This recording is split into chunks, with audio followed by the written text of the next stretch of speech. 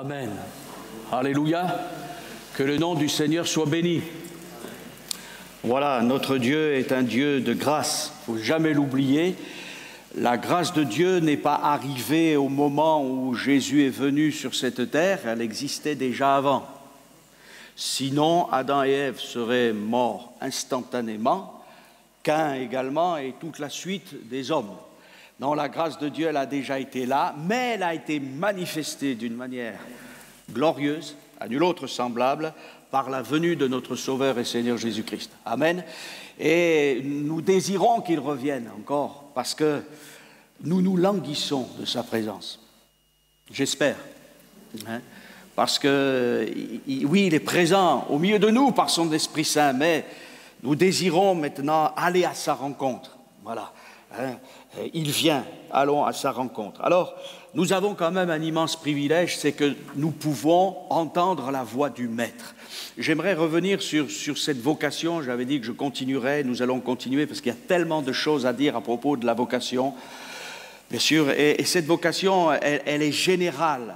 Elle est pour tous les enfants de Dieu. Bien sûr, il y a des vocations particulières pour chacun d'entre nous, mais il y a un appel général pour chaque croyant. Dieu nous appelle, et nous l'avons vu, il y a d'abord l'appel pour être restauré. Amen. Le maître que nous connaissons n'est pas un maître tyrannique. Prenons vraiment ce mot maître au sens positif du terme. Voilà, c'est un pédagogue, un accompagnateur, un enseignant rempli de grâce et d'amour, même s'il a une très grande autorité, nous lui devons un très grand respect, bien évidemment. Et normalement, d'ailleurs, c'est ce qui devrait se faire vis-à-vis d'un professeur de ce siècle. Vous savez que ce n'est pas toujours facile aujourd'hui, hein, le manque de respect des autorités.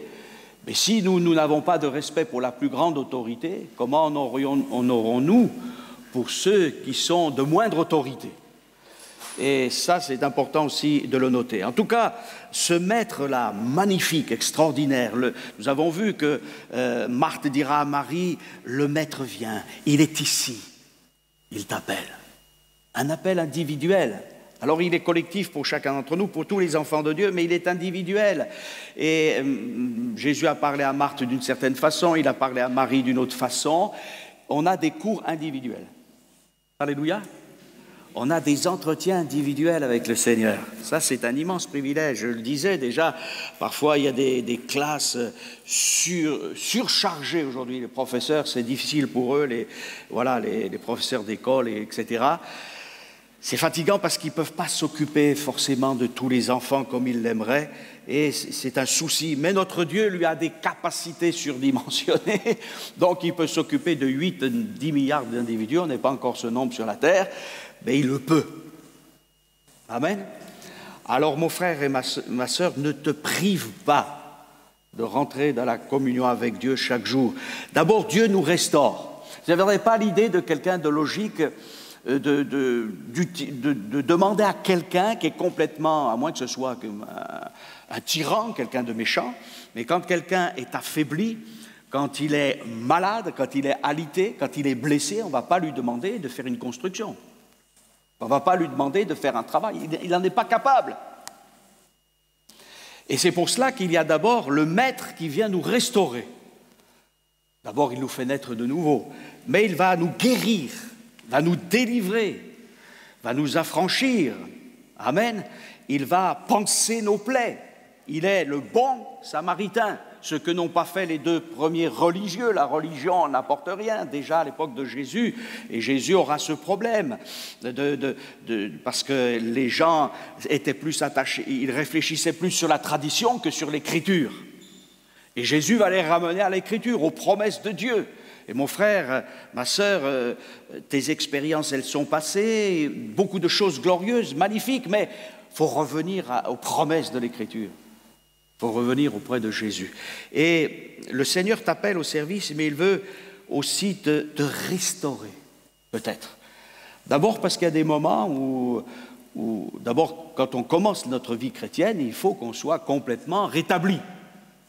Non ? Eh oui, parce que des fois, le passé, il est lourd.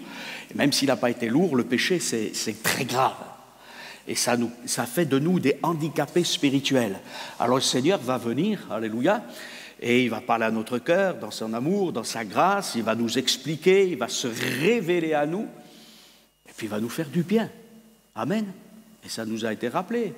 Voilà, toucher le bord du vêtement de Jésus, et je serai guéri. Elle y croit, la foi. Bien sûr, si on ne met pas notre foi, si on dit « Oh non, mais c'est pas possible, vous savez, frère, sœur, je ne sais pas quoi ». Et il faut chasser aussi l'incrédulité. C'est pas facile, ça, hein? Mais il faut avoir les regards fixés sur Jésus. Alors, tous ces gens qui sont là dans les évangiles et qui croient, ils se disent « Mais maintenant, et ce Jésus, et s'il était capable, j'y vais. » Voilà. Et il faut que nous ayons dans notre vie chrétienne toujours cette fraîcheur que nous avons peut-être eue, pour vous qui êtes les plus âgés dans la vie chrétienne, que nous avions au départ. Est-ce que Jésus, lorsque nous nous sommes convertis, était avec certaines capacités, il ne les aurait plus? Non! Jésus-Christ est le même. Hier, aujourd'hui, alléluia. Et pour l'éternité, pour toujours. Alors Seigneur, viens me restaurer. Viens me renouveler. Que je ne sois pas là à être toujours découragé. L'une des armes principales de l'adversaire, c'est le découragement. Voilà. Et il veut que nous bouchions nos oreilles à toute exhortation de foi, de délivrance, de restauration. Et il nous dit, mais tu sais, tu ne seras jamais capable de servir le Seigneur, de faire quoi que ce soit, tu es trop petit, voilà, tu es trop handicapé. Et il aime bien quand on reste avec nos faiblesses, nos handicaps et nos souffrances aussi surtout. Mais est-ce que vous croyez que le Seigneur est un maître qui veut nous faire souffrir, ou est-ce qu'il est un maître qui veut que nous soyons en pleine forme? Salomon a été un roi remarquable, pas à la fin de sa vie, mais la reine de Saba pourra dire « Heureux tes serviteurs ». Heureux tes serviteurs, parce qu'il n'y a jamais eu un roi comme toi. Mais Salomon, à côté de Jésus, c'est rien du tout. Vous voyez?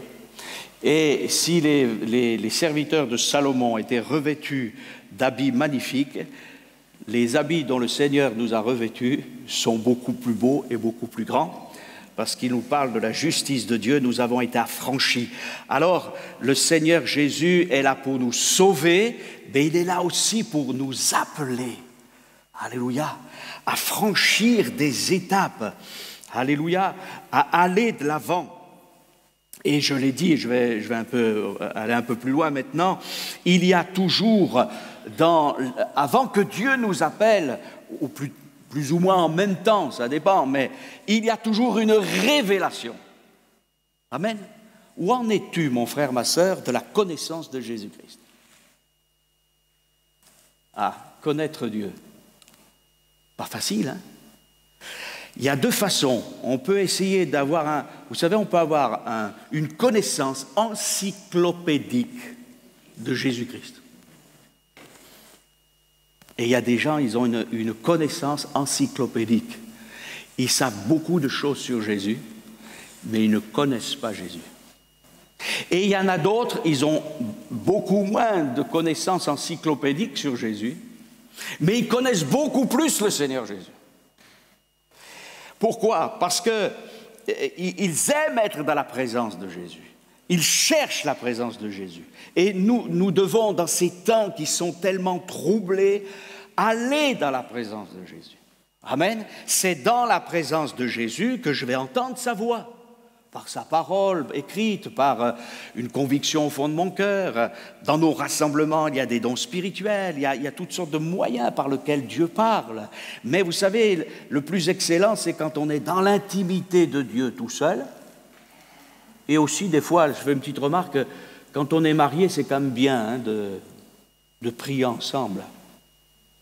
Et d'être dans la communion aussi ensemble, parce qu'il y a la communion du couple, et la communion du couple avec la communion de Dieu, ça c'est pas une cerise sur le gâteau, c'est plutôt consistant et béni. Ça c'est une petite parenthèse, mais là n'est pas mon sujet.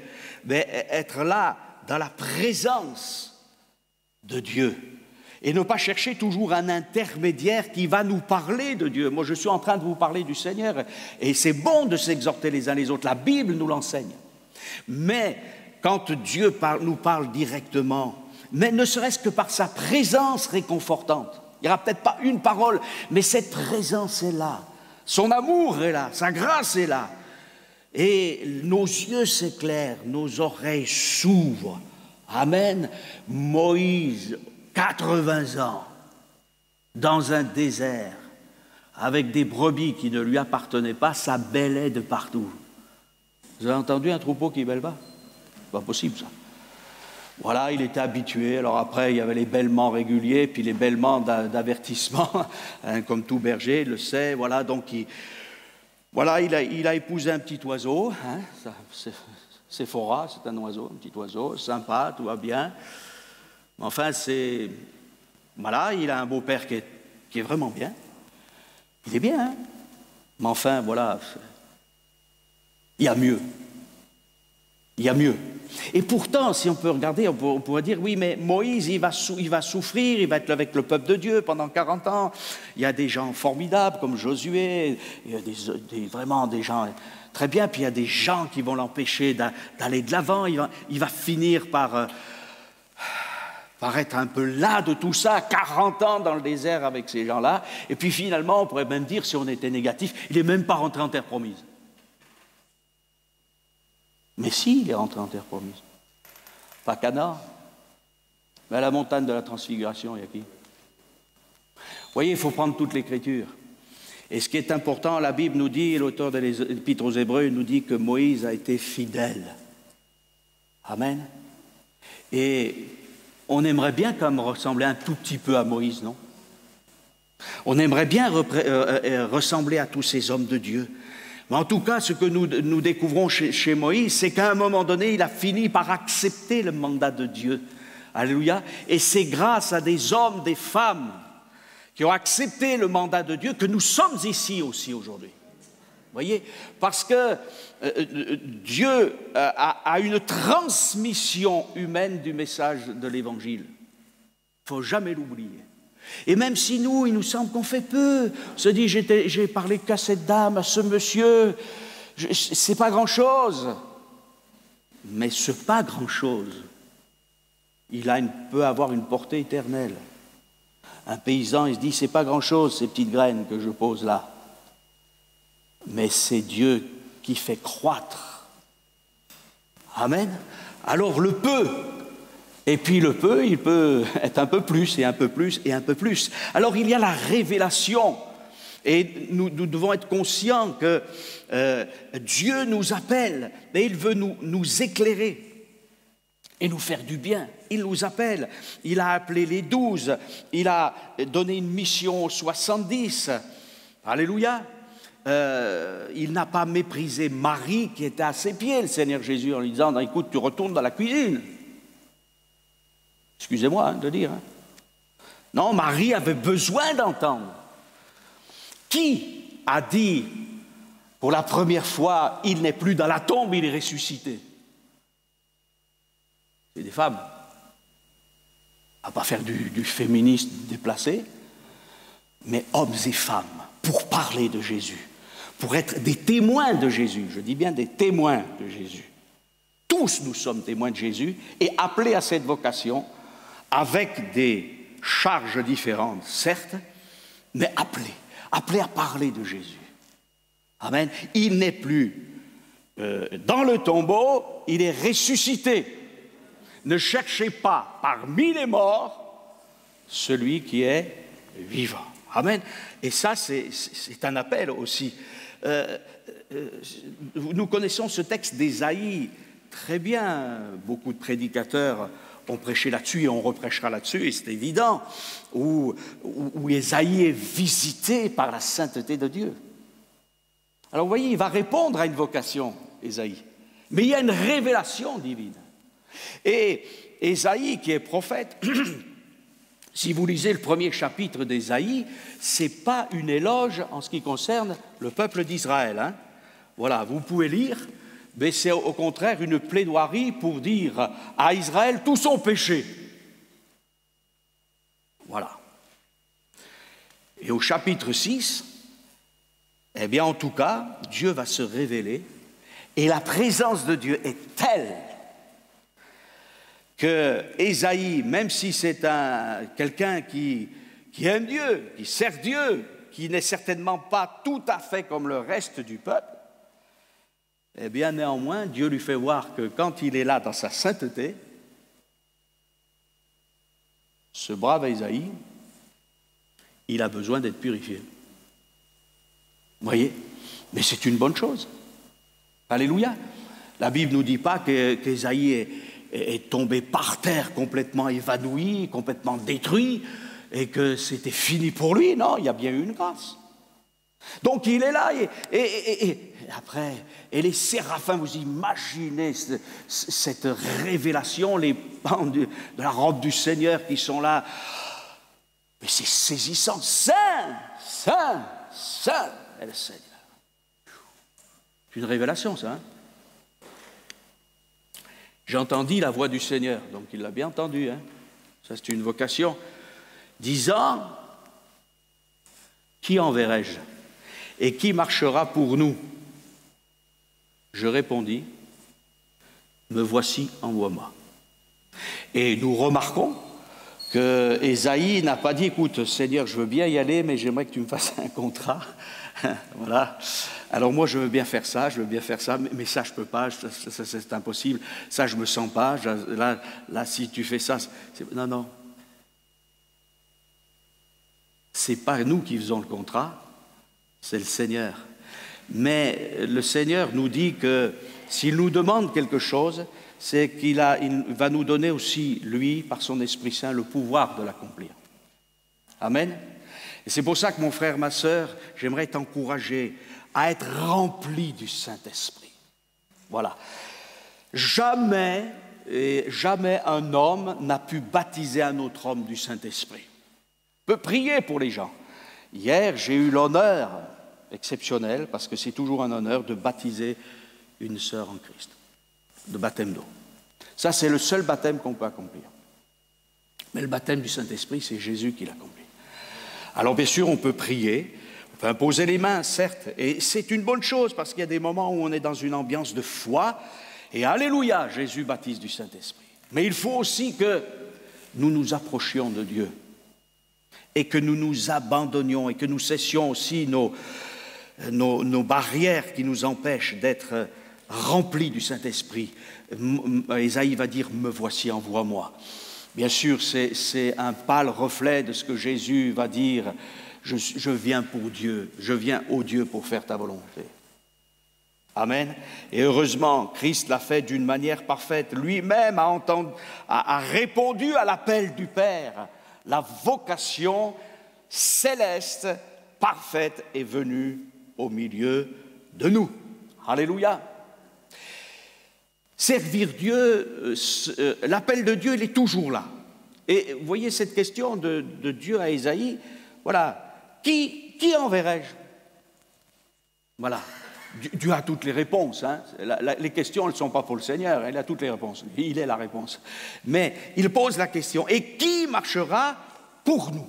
D'ailleurs, c'est intéressant, hein, parce qu'il y a à la fois un singulier et un pluriel, là. Réfléchissez. Je répondis, me voici, envoie-moi. Voilà, c'est une réponse. Il aurait pu faire une autre réponse. D'autres ont dit non, on ne veut pas. Laisse-moi d'abord enterrer ma mère, mon père, laisse-moi d'abord faire ceci, cela. Vous voyez, c'est des gens qui ils entendent la voix de Dieu, mais ils font un contrat. Mais l'alliance de Dieu est tellement grande, elle est tellement belle, surtout ne faisons pas de contrat avec Dieu.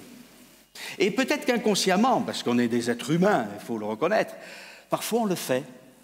On dit, Seigneur, oui, bon, je me mets à ton service, mais pas tout, hein. Voilà, il y a des chants qui ont été écrits. Et il y a un chant qui commence comme ça, la voix du Seigneur m'appelle, prends ta croix et viens suis-moi. Ça va me dire, mais c'est terrible ça. Oui, mais vous savez, réfléchissons bien à cela. Il nous faut mourir à notre vie passée Et si on veut continuer à avoir un fil à la patte avec notre vie passée, c'est terriblement difficile de servir le Seigneur en toute liberté, en toute joie, en toute paix. Ce n'est pas possible. C'est un fil à la patte. Excusez-moi l'expression. Voilà, quelque chose qui nous retient. Alors il faut que ça soit coupé. Et c'est pour ça que la crucifixion, c'est quelque chose de terrible, c'est quelque chose d'irrémédiable. Quand on laissait quelqu'un sur une croix, même il pouvait rester 3, 4 jours, mais certains sont restés même plus, paraît-il, mais finissaient par mourir. Et il faut mourir à notre vie passée, mais pas pour... La vie chrétienne, c'est pas que la croix, c'est aussi parce que j'ai été crucifié avec Christ, alors il y a une nouvelle vie extraordinaire qui ne peut pas être même exprimée, qui est là devant moi, et c'est la vie avec Dieu. Amen. Nous avons servi la drogue autrefois pour certains. Nous avons servi le vin, excusez-moi.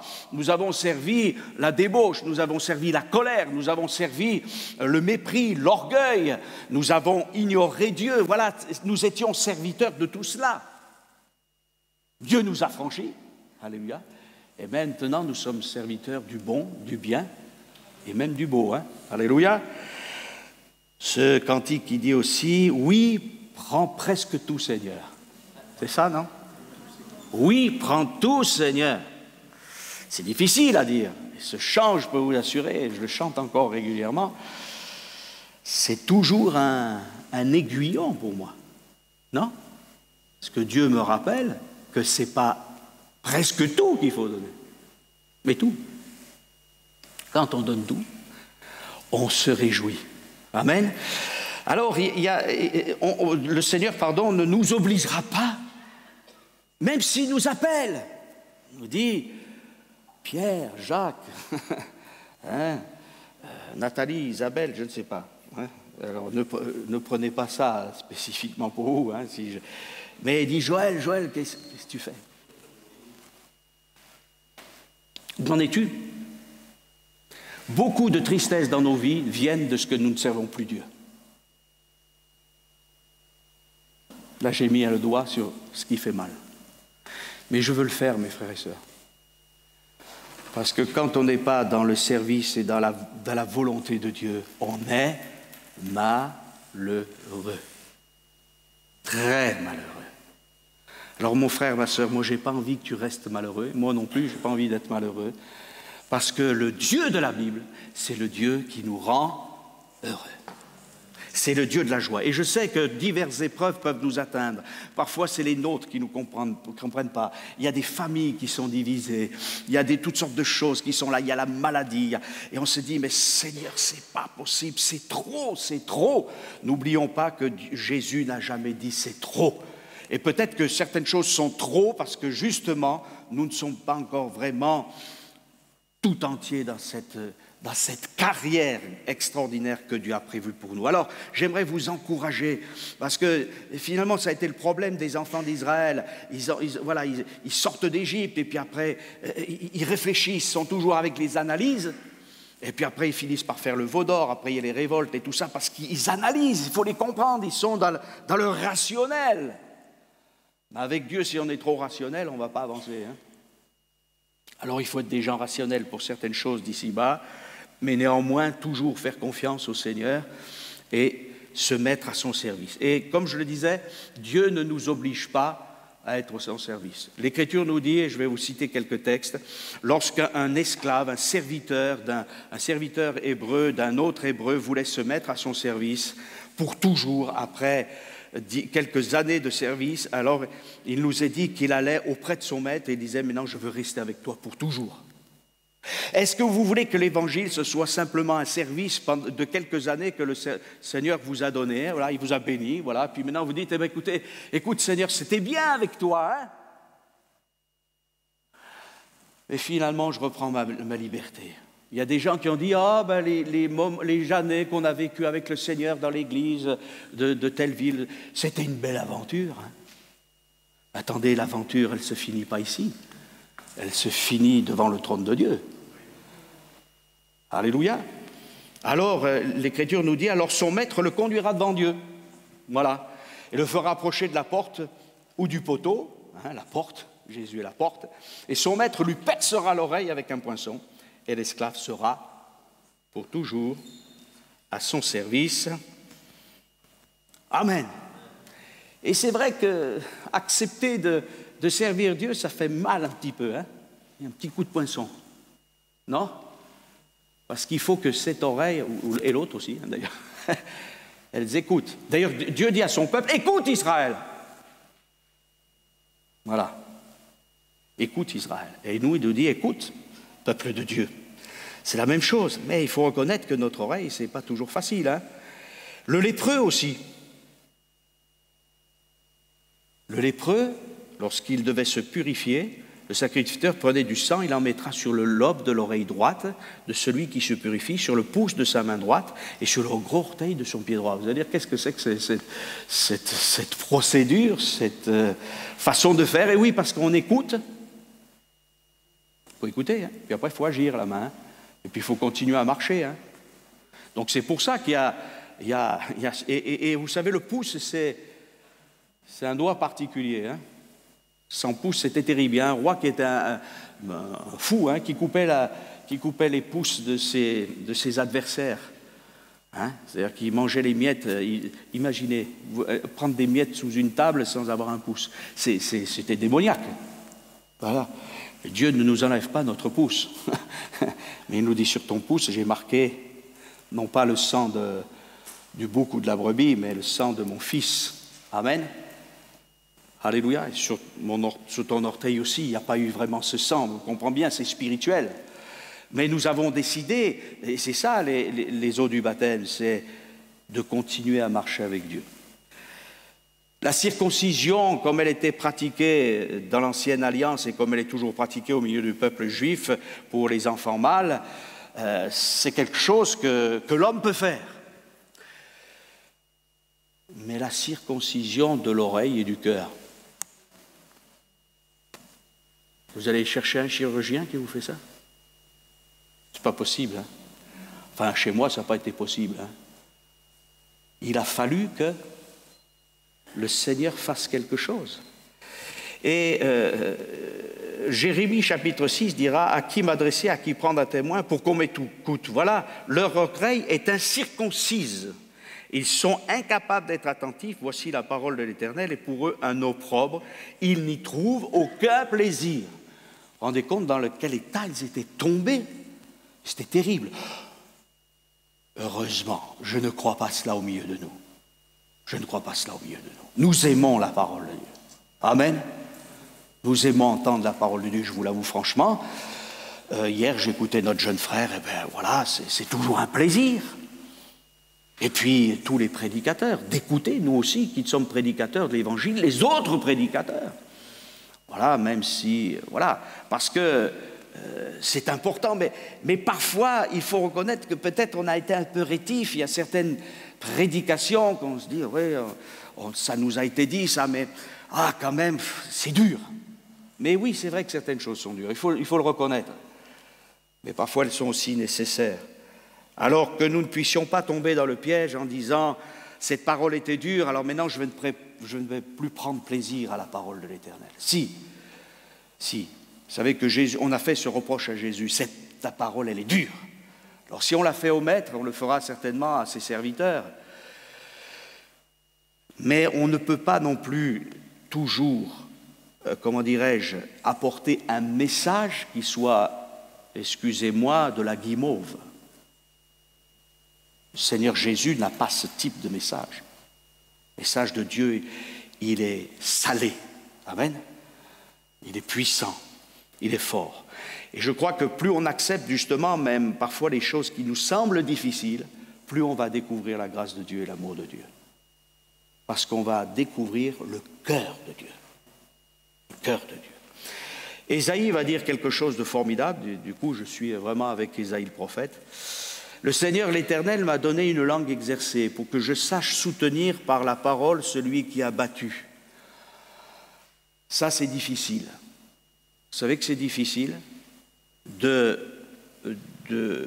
soutenir par la parole celui qui a battu.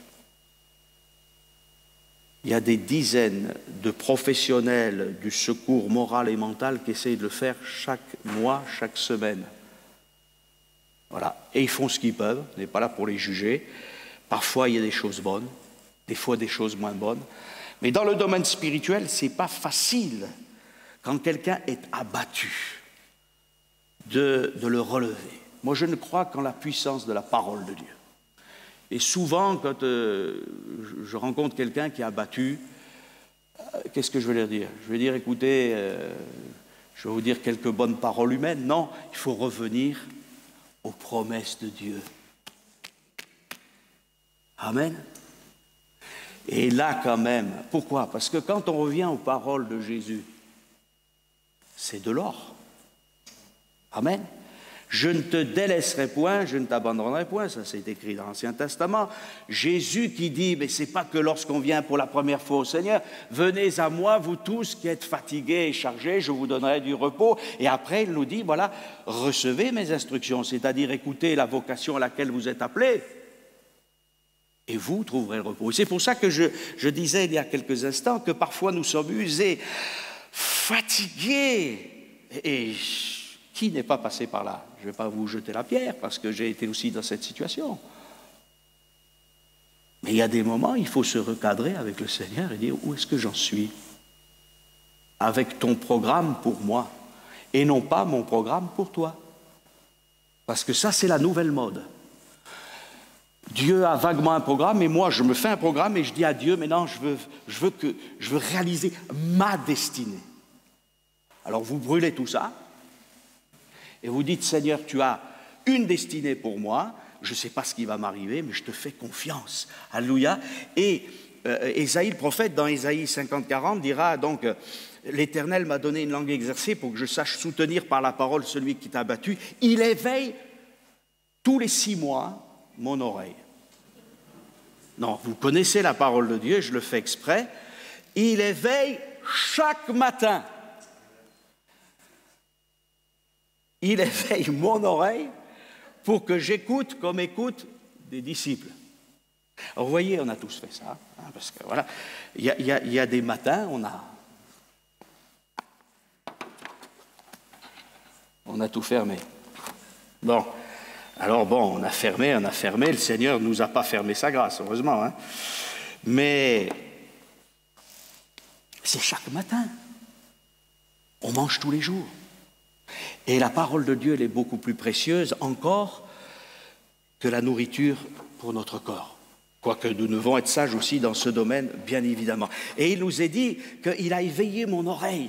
Finalement, il a fait comme une circoncision. Le Seigneur, l'Éternel, m'a ouvert l'oreille. Je ne sais pas si vous avez eu des bouchons dans les oreilles, mais c'est terrible. On n'entend plus. Et il y a une deuxième chose, c'est qu'avec les bouchons d'oreille, on perd l'équilibre. Et oui, parce que les oreilles, c'est tout un système extraordinaire, hein. Bien sûr, il y a des gens qui vous diront que c'est le hasard. Enfin, voilà, le hasard et la nécessité, ils sont bien morts depuis longtemps, hein. Mais le Créateur a bien fait les choses. Il nous a donné 2 oreilles pour que nous puissions avoir ce système spatial, etc. Et aussi l'équilibre. Hein, et peut-être certains d'entre vous ont connu ces problèmes et c'est très désagréable. D'abord, on n'entend pas et en plus, on perd l'équilibre. Mais quand tout a été nettoyé, alléluia, on entend, wow, on dit c'est formidable et on retrouve l'équilibre. Et c'est pour ça que le diable ne veut pas qu'on entende parce qu'il sait que si nous n'entendons plus, on va tomber dans le déséquilibre. Même si on arrive à plus à marcher, mais on est comme un homme ivre ou une femme ivre. Et ça, il y a même des gens qui l'utilisent. Des faux prophètes aujourd'hui qui le font. Et oui, au lieu de parler de la parole de Dieu, ils vont vous inonder de leur parole. Mais ce n'est pas ça, j'ai besoin d'entendre ce que Dieu dit. Et Ésaïe dit, je n'ai pas résisté, je ne me suis point retiré en arrière. C'est-à-dire qu'il faut croire que cette opération de l'oreille, entre guillemets, il fallait l'accepter, mais il l'acceptait. Et puis après, bien sûr, c'est prophétique en ce qui concerne le Seigneur Jésus. J'ai livré mon dos à ceux qui me frappaient, etc. Mais le Seigneur m'a secouru. Verset 7. C'est pourquoi je n'ai point été déshonoré. Alléluia. C'est pourquoi j'ai rendu mon visage semblable à un caillou, à un diamant, on pourrait dire, sachant que je ne serai point confondu. Vous vous rendez compte les promesses de Dieu? C'est-à-dire que quand on écoute, on est fortifié. Oui, il faut répondre à l'appel. Il faut répondre à l'appel. Alors il y a les souffrances, mais il n'y a pas que les souffrances. Voilà. Et je termine simplement parce qu'il y a toutes les... On n'en parlera pas, mais vous pouvez méditer si vous voulez. Il y a toutes les vertus qui sont attachées à la vocation. Je vais en citer quelques-unes. La dignité. Amen. Être serviteur de Dieu, c'est être élevé en dignité. Mon frère, ma sœur, nous sommes tous serviteurs et servantes de Dieu. Nous avons été élevés en dignité et nous voulons nous conduire d'une manière digne de cette vocation. Il y a une espérance et même un prix avec la vocation. Et puis, ce n'est pas une vocation comme on peut avoir une belle vocation, même ici-bas, en étant, je ne sais pas, médecin ou autre chose, faire des choses tout à fait nobles. Non, non, c'est une vocation céleste. Paul dira, je n'ai pas résisté à la vocation céleste. Ça vient d'en haut. Alléluia. Et puis, c'est aussi une sainte vocation. Ça n'a rien à voir avec le service qu'on peut avoir dans une association, une entreprise, une organisation humaine, la plus noble soit-elle. L'Église n'a rien à voir avec ce type de choses. L'Église, c'est autre chose, c'est une vocation sainte. Alléluia, on a été mis à part pour la gloire de Dieu. Amen. Elle est individuelle, bien sûr. Elle est aussi liée à l'obéissance. Voilà. Et puis, il faut, quand nous sommes appelés, abandonner beaucoup de choses. Mais vous savez, comme je disais tout à l'heure, il y a des fils à la patte qu'on a. Alors, il faut tout couper cela et dire, Seigneur, maintenant, je m'abandonne. Alléluia. Et puis, la vocation, il faut l'affermir. Et c'est peut-être là, et je termine par cela, que c'est plus difficile, affermir notre vocation. Hein, Paul dira ceci, non pas, c'est pas Paul, c'est Pierre qui le dit, 2 Pierre chapitre 1er verset 10, c'est pourquoi, frères, appliquez-vous d'autant plus à affermir votre vocation et votre élection, car en faisant cela, vous ne broncherez jamais. Ça vaut son pesant d'or, ça, à mon sens. Alors, notez bien ça, 2 Pierre 1, verset 10. Voilà, en affermissant notre vocation et notre élection. L'élection, il nous a élus avant la fondation du monde, hein, il savait tout, voilà, et nous, on n'a pas besoin d'élection pour être élus. C'est pas mal, ça, hein? C'est extraordinaire. Alors, voilà, Seigneur, aide-nous, il va le faire parce qu'il l'a promis. Et si tu t'essouffles, mon frère, ma sœur, prie le Seigneur. Et ensemble, je crois qu'on peut, c'est le cas de dire, se serrer les coudes. En ce moment, on se salue avec les coudes, mais là, il faut serrer les coudes, hein, et dire, Seigneur, je t'adore. Alléluia, je te fais confiance, parce que tu ne mettras pas, et ça c'est important, une épreuve au-delà de mes forces. Amen.